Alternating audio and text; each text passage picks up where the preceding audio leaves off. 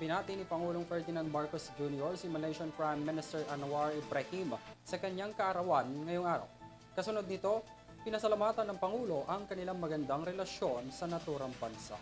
Narito si Faith Alves para sa detalye ng report.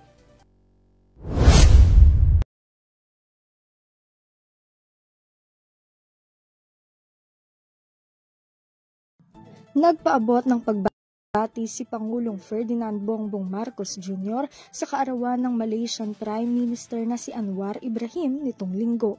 Sa isang video na ibinahagi ng Presidential Communications Office, ipinahayag ni Pangulong Marcos ang kanyang pagpapasalamat sa kanilang pagkakaibigan ni Malaysian Prime Minister Ibrahim.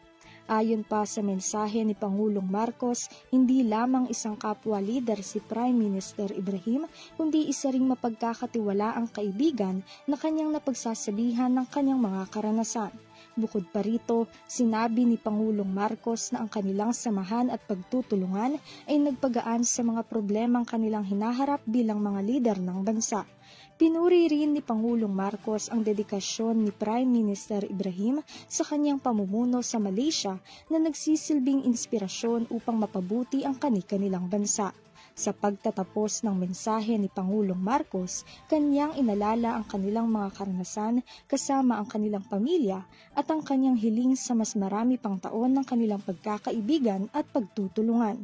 Para sa EuroTV News, ako si Faith Alves, sumasaludo sa bawat Pilipino.